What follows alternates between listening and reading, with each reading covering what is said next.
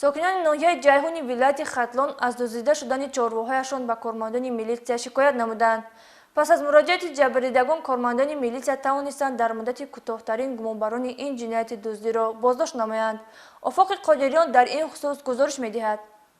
دزدی عملی سنگینی است که بعضی نفران با آن دست زده برای یک عمر در خط حیاتشان این داغ سیاه را میگذارند. از همان ننگاورش آن است که این نفران میخواهند از حساب مهنت دیگران با راه آسان پول در بیارند و روزگار خیش را سامان بخشند.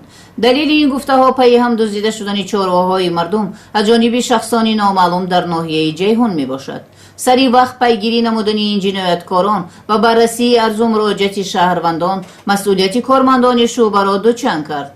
در اساس عریضه های شهروندان با شعبه وزارت کارهای داخلی در ناحیه عایدی از جانب شخصانی نامعلوم دزدیده شدن چهارراه‌های کلان شاخدارشان از حساب کارمندان فوری ریاست وزارت کارهای داخلی در ولایت ختلان در یک جایگی با کارمندان شعبه وزارت کارهای داخلی در ناحیه جیهون گروهی فوری و جستجویی تأسیس داده شده در مدتی کوتاه 2 نفر از ساکنان ناحیه مذکور را با گمان دزدی دستگیر نمودند. اینها جان محمد سفرعلی سال تولدش 1993 و ناظم جانی سمیزاده سال تولدش 1991 می باشند.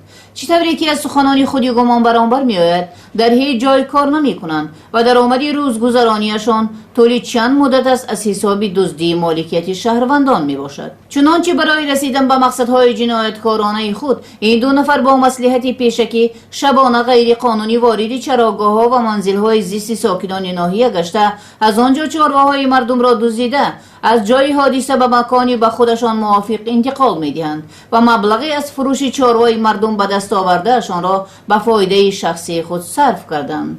این 2 نفر در 3 حالت جنایتی دزدی گمانبر دانسته شده 9 سر چهارراه کلان شاخدار مردم را دزدیده مبلغ ضررشان به ساکنان ناحیه 54,000 سامانی را تشکیل می دهد. وابسته به دلیل‌های مذکور در شعبچه تفتیشاتی شعبه وزارت کارهای داخلی در ناحیه جیهون پرونده جنایتی با ماده 244 کودکس جنایتی جمهوری تاجیکستان نسبت جان محمد سفرعلی و ناظم جانی سمیزاده آغاز گردیده تفتیشات ادامه دارد.